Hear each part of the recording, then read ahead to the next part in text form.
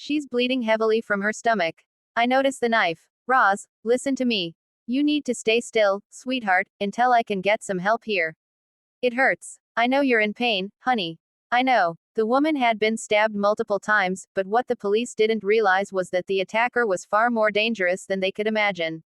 She told someone, Katie, I killed my ex-girlfriend. She added, I just feel like I can talk to you, so you'll understand who you're dealing with.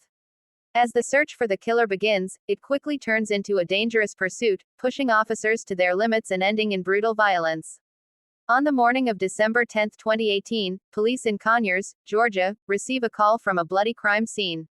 What's happening there? I'm in room 114. Someone is screaming, yelling, he's got bloody hands. I can see it from outside, I'm at the front office. Please send someone immediately. There's a man in a green shirt, I think it's a stabbing. Send help quickly. An officer asks, do you see wounds on him, or is it just blood? The reply comes, yes, it's blood. She's bleeding from the chest. She's lying here on the ground in front of room 114. The manager of Motel 6 describes the horror as it unfolds. Suddenly, the door opens and the victim collapses outside onto the ground. Realizing how urgent the situation is, officers rush to the scene, unaware they're stepping into a nightmare they'll never forget. Where is she? Right here, ma'am. 598 radio, go ahead. I need EMS right away. Bring them in. The woman is losing blood rapidly from her abdomen. A knife lies on the floor nearby. Hey sweetheart, what's your name? Roz, listen to me. I need you to stay still, okay? You're going to be alright. Just stay still for me. The victim is identified as 34-year-old Rosalind Lewis, and the hotel room shows the brutal aftermath of the attack. Despite being stabbed 34 times, Rosalind is miraculously still alive. Her words may be the only clue that can lead investigators to the truth. But with each passing second, her life is slipping away. If she dies, the only voice naming the attacker will be lost. Who did this to you? Shanice. Who? Joyce. Joyce. Yes. Roz, listen to me, sweetie. Just keep holding on. Help is coming. I know you're hurting, but I have people on the way. All I need from you right now is slow, deep breaths. Stay with me. Rosalind whispers again, Joyce Pelzer. She is barely hanging on, but manages to reveal the name of her attacker, 47-year-old Joyce Marie Pelzer, her wife, though they were in the middle of a divorce. As EMS rushes Rosalind to the hospital, officers realize the suspect has already fled the scene. Luckily, someone saw it all happen. I heard someone screaming, a witness explains. I knocked on the door, the woman came out grabbing the handle, then collapsed on the floor. I ran after the girl who stabbed her. Where did she go? She ran straight to her car. When she saw me chasing, she sped off. The knife she used is still inside. Dash. As Joyce tries to disappear without leaving a trace, she makes a critical mistake. She flees the motel with blood-soaked socks, leaving behind a trail of bloody footprints along the sidewalk. The prints reveal her frantic escape, guiding officers toward the direction she ran. Another team of police is dispatched immediately, time is running out, and the attacker could either vanish or harm someone else. The manhunt has officially begun, but none of them are prepared for the horror that awaits. Tragedy strikes soon after. While being rushed to the hospital, Rosalind suffers a fatal heart attack. She never makes it alive. Now investigators have only one option, to gather every shred of evidence to uncover not only what happened, but also why this violence unfolded with such brutality. She managed to say it was Joyce, her wife, one officer confirms. We just need to collect any documentation to back up that statement. Detectives begin searching the hotel room for IDs and obvious clues. Inside, they find two small dogs, terrified and alone. Animal control is called in to care for them, while investigators focus on piecing together the evidence. Soon after, another witness comes forward. I heard loud screaming, he says. When I came outside, I saw a woman walking by, covered in blood, holding a knife in her right hand. She looked so calm, like nothing had happened. The unsettling calmness in Joyce's walk alarms investigators. It suggests she may be even more dangerous than they first imagined. Investigators then speak with another neighbor who witnessed the aftermath. I tried to keep her talking after she was stabbed, he recalls. My little girl was asleep inside, so I stayed out there, making sure she didn't lose consciousness. What made you step outside? The officer asks. I heard the maintenance man yelling. At first, I didn't even see the woman on the ground. But then I heard her saying, she tried to kill me, she tried to kill me. That's when I stepped out further and saw her lying by the door. It had just happened. Joyce walked right past me, looked me straight in the face, and kept going. As detectives piece these statements together, a sudden tip comes in. A trooper with the Georgia State Patrol has spotted a black Nissan speeding south, heading toward the Florida border. Within minutes, law enforcement units mobilize. They know the suspect may be armed and dangerous, so every move must be cautious. Joyce is unpredictable, and no one knows what she'll do next. The chase escalates quickly. On the highway, Joyce weaves recklessly through traffic with troopers in pursuit. For a moment, it seems she's surrendering as her car slows down, but suddenly, she hits the gas again, speeding away. The officers are ready. A trooper performs a pit maneuver, slamming into her car and sending it into a violent spin. Within seconds, police surround her vehicle. But Joyce isn't finished. She pulls out a gun and points it directly at the officers. They have no choice. Gunfire erupts. Joyce is shot multiple times, critically injured, and rushed to the hospital.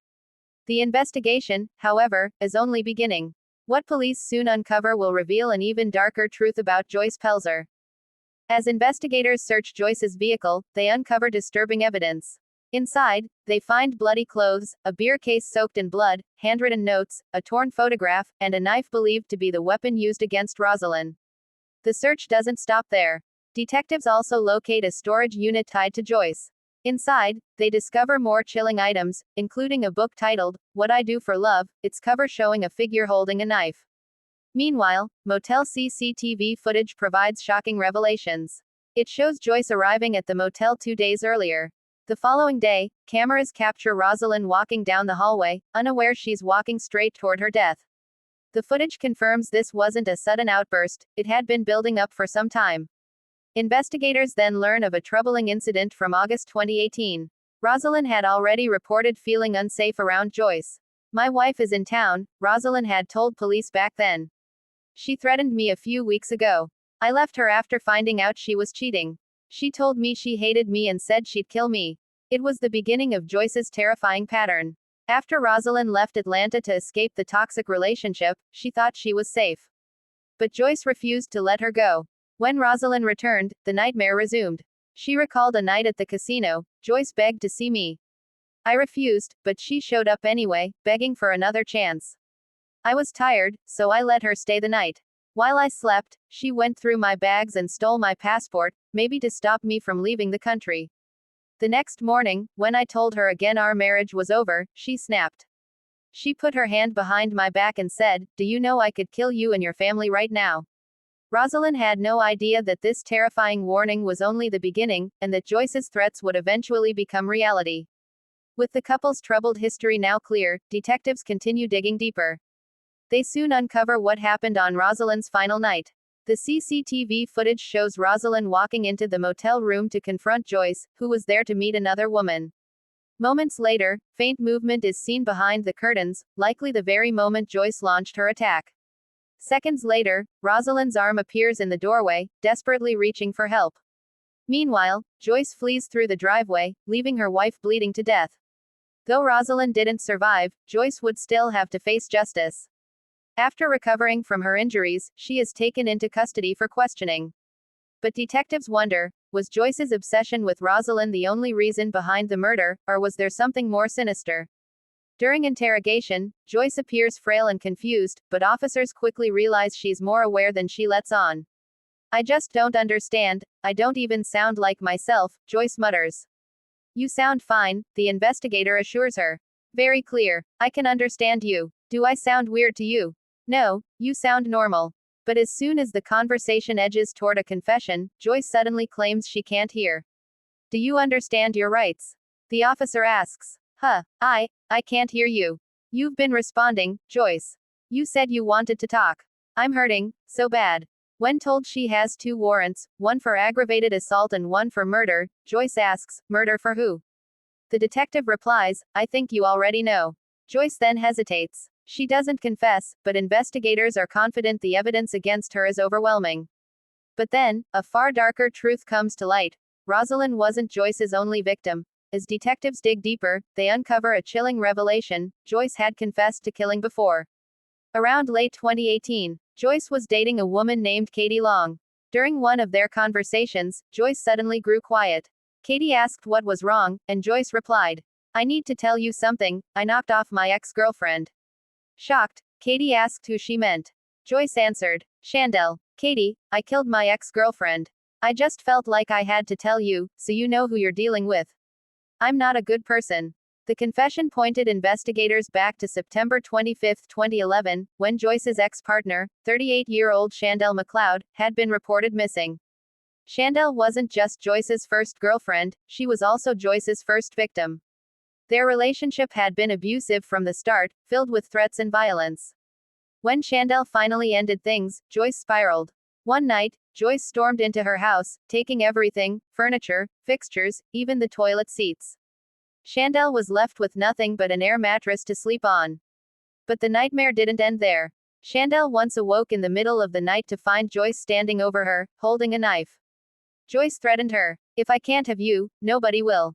Fearing for her life, Chandel filed for a protective order. But only months later, she vanished. Though suspicion immediately fell on Joyce, police had no body and no hard evidence. When questioned, Joyce denied violence. The relationship was fine, she claimed. "Like any couple, we argued, but it never got physical." The police were never called. She even provided an alibi, saying she was with her girlfriend the night Chandel disappeared. That girlfriend was none other than Rosalind Lewis. When Rosalind gave a statement supporting Joyce's story, it allowed Joyce to walk free. With no body and no proof, the case went cold for 7 years. Rosalind didn't know it then, but defending Joyce in 2011 would one day cost her own life. Even though Joyce escaped justice in 2011, this time the truth couldn't be buried. Katie Long's statement gave investigators the evidence they needed. Katie revealed that Joyce not only admitted to killing Chandel, but also confessed to trying to frame Rosalind for the crime. Joyce even threatened Katie, warning her that if she ever went to the police, she would be killed too. This testimony confirmed Joyce's motive: eliminating Rosalind was a way to silence her and cover up her past crime. Finally, in 2021, Joyce Pelzer pleaded guilty to the murder of Rosalind Lewis. She was sentenced to life in prison with the possibility of parole. 2 years later, in 2023, the case of Chandel McLeod went to trial. With Katie's powerful testimony and recorded evidence, the jury convicted Joyce of both malice murder and felony murder. This time, there would be no escape. Joyce was sentenced to life in prison without parole.